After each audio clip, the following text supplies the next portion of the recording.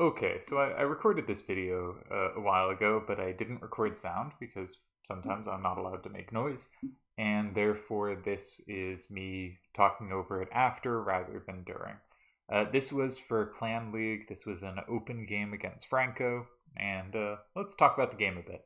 The rule set, you'll see, is all rules, and level 5-7 must use one level 5. Let's see if we can scroll up a little. Yeah, alright, we can see all the cards. This is a hand I made. Deli made an adjustment. He ran the same hand. He used 7-6-4-8 instead of 7-6-4-6. This is a hand I made forever ago. And I was trying not to just spam all 8-7-6-4s, but 8-7-6-4s are great, and 7-6-4-8 would have been a better card, and if I use this hand again moving forward, which I will probably do, I will surely make that switch to Silver Dragon. If we look at my hand, and my starters, I think I just defaulted to my generic starter with the hand without doing too much thinking. 4, 6, 7, 4, and 5. Let's see if I can get a shot, where we scroll down, so we can see all the cards. If we look at this, we can see I start to have a bunch of setups. For instance, if I play Tiamat 8-8-5-4 in 7, then 7-4-8-6 has the same in both, same or plus in both squares. 7-6-4-6 also has a plus in one direction. If 8-8-5-4 lands in 9, then 7-4-8-6 also has this time actually does have sames in both directions. If we look at other squares, if we look at 4-6-7-8 in 3, then again 7-4-8-6 is going to be my big capturer. If we look at 4-6-7-8 in 1, then 7-4-8-6 again is going to have huge combo potential. So the kind of goal of the hand is to play in these corners where I can set up 7-4-8-6 to be this really powerful sweeper in endgame. And 7-6-4-6 kind of does secondary duty, picking up some of that combo potential and just generally having some play off my starter. Excuse me. However, it is a little weak as a card, and 7-6-4-8 just has enough more power. I think Deli's adjustment is good. And that was immediately seen, I think, after Franco's reply. Is suddenly it would be really nice if I had more captures from 3, right? My only capture from 3, don't have a ton of power here, is 4-6-7-8, and he can combo that back with 8-5-1-8. So I really don't have much of a capture from 3. If we look at 1, my only capture is 8-8-5-4 and 1. I'm not great going side to side, much better going up down. And if I play 8-8-5-4, he, among other things, can combo me with 8-3-8-3 and 4. That's most likely the response. And I can't flip that 8. So I actually started feeling like my hand was kind of weak here, and I would have liked it quite a bit more if I had 7-6-4-8, because then at least I'd have some threat in 3 that wasn't comboable back. Not that I need to land there or particularly want to. On the other hand, his card in 2 is weak to my card in 5, so if that ever flips, I am likely to have good combo potential. Also, we know my hand very clearly is not doing great side to side, but it is probably pretty decent up-down. But is that even true? Because I have a lot of trouble taking his 8s going down, and this adjusting 7-6-4-6 to 7-6-4-8 would not help that much either. I think my hand actually kind of is wallowing in neither world, right? I'm not sweeping up down, I'm not sweeping side to side, and I'm just having trouble taking 6s, 7s, 8s. And that's not a great spot to be. So maybe I should just move off this hand entirely. But I do like it, and I do think there's some combo potential here. Now, if I get 4-6-7-8 out of my hand, I lose all value in 3, but it's probably not a card that's going to do great in the up-down. 7-6-4-6 is maybe just not doing anything, and maybe that should be the card to take out of my hand. I haven't checked this game with the solver or anything, I'm just talking. So maybe I should have looked for a chance to get rid of one of my weaker cards. I ended up kind of playing the hand by, what's a good way to describe this? By rote. By here's what I set it up to do, and I'm gonna do that and hope it works. And if they go in 2, the game plan is to go in 7 or 9, right? With Tiamat, with 8854, and hope that my setups are sufficient. So then the question is, which square does it go in? Now, either way, I'm conceding safety to an 8 down or 1 and 3, right? I can't flip that. But I'd like to have a threat in the other of those squares. And if I use 8854, I don't have a threat in 1 anymore. So I want to be able to meet 1 in 3 or meet 3 in 1. I can't meet 3 in 1. I don't know. I don't love my move here. I played Tiamat in 7. I don't really have a good way to explain it now.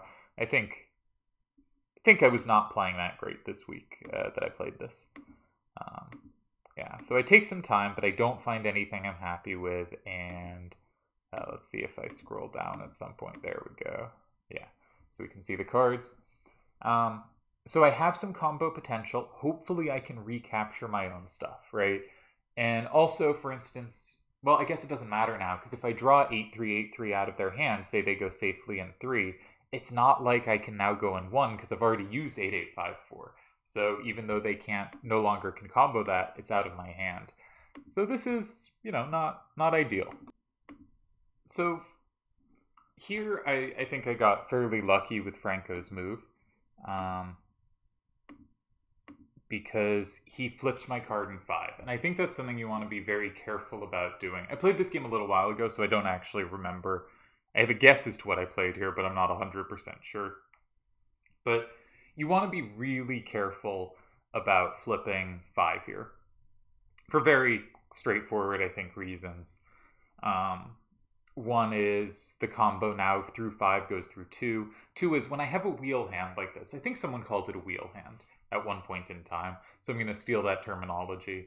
When you have this starter in 5 and you have these other cards for each corner that set up combos, the other person should be very careful about flipping 5 because you're so likely to have combos through it. Now here, not only does this flip 5, but it does so with a card that gives me huge combo potential in its own right? Now any card of mine, all 3 actually, that land in 9 combo everything. So this was Franco's losing mistake. I liked his first move in 2, but I think now it's... I just have too much combo potential, right? He's letting my hand do exactly what it wants to do.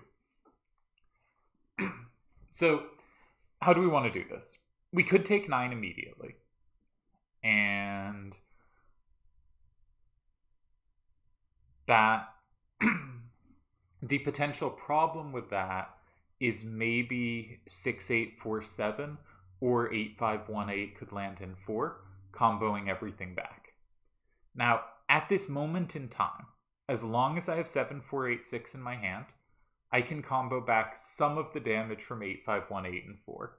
And as long as I have 4678, I can combo back some of the damage from 6847 and 4. So there's definitely an argument for going 7646 and 9 here. And I don't remember, and I'm a little lazy to calculate now, but that may well be a win. I think I calculated more specifically here and decided 4 is the one square he has combo potential, and my 7486 is going to be a great sweeper on the right side. And how can we think about that? 1, it threatens to go in 9. 2, if any card is put in 9 other than 6847, it will have a combo threat in 6, other than 6847 and 7646. But if he blocks with either of his other 2 cards, that has an 8 up and it gives me a huge combo in 6. And if my 4678 lands there, that also gives me a huge combo in 6. Furthermore, any card he could block 6 with, 7486 combos from 3. So I decided 7486 is the ultimate sweeper here. I think I decided. We'll see if I'm wrong, but I'm pretty sure I'm remembering at this point. Is the ultimate sweeper here, and I just want to block up the left and let it, do its thing. One other thing about the hand, actually, if we go back a little, I think a reason my wheel hand here is not a very good wheel hand is... let's say they went in 3. I really want them to flip 5, and I really want to set up combo potential for my 7-4-8-6. And so while this is not a move I'd play very often in randoms, it's a move I'd play a bit more in hand games. If they went in 3, and maybe it doesn't make sense here, but like from a kind of vague perspective, if they went in 3, I think there's a case for going in 9, where it's often hard for them to play in 6 without comboing something of yours. And even if they do go in 6 without flipping in 5, maybe you go in 1 and your just final card, if they have to like interact with 5 in some way, you combo everything back, right? If you can force them to flip 5, often that kind of way of playing can be really strong. But one downside to my specific version of the hand is I'm using Tiamat for 7 and 9. I don't have a great card to put in 9 after I've played Tiamat in 7. I do have a good card to put in 3, but I could have the same problem if I'd started in 3 and then wanted to go in 1 or something. Sorry, I could have a good card to put in 1, but I don't have a good card for both 1 and 3, right? I have the same card for 1 and 3, the same card for 7 and 9, and that means you're more often going to want to follow up a corner with an adjacent corner than the opposite one.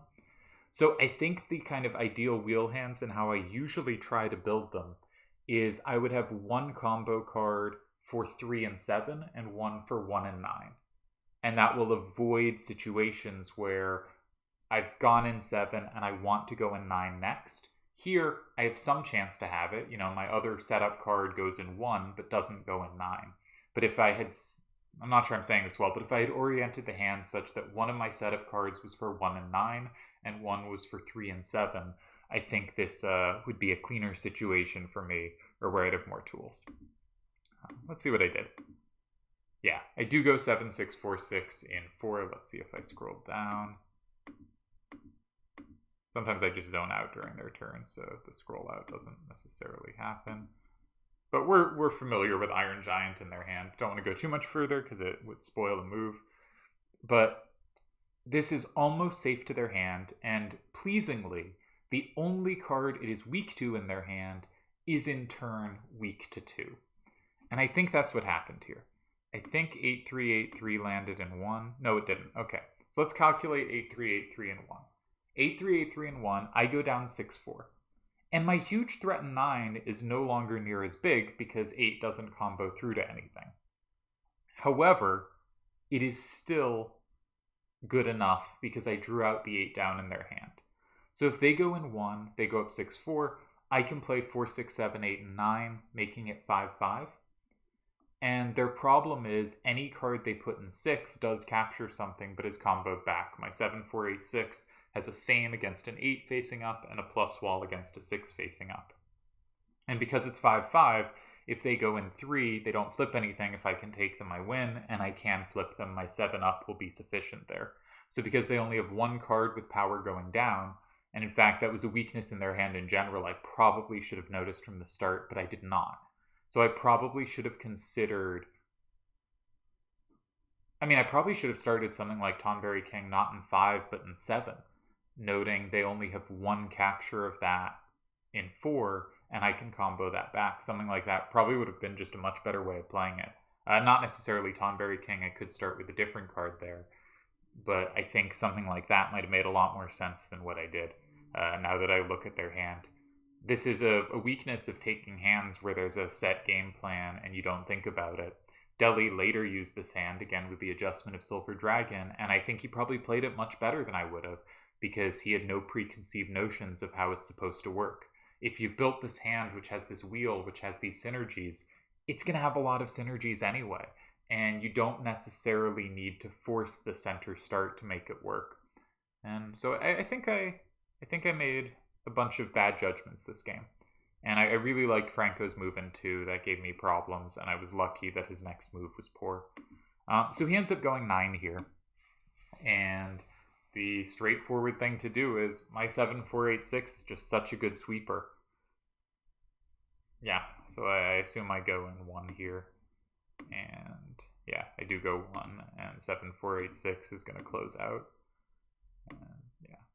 Specifically using that same in 6, really just controlled that right hand side.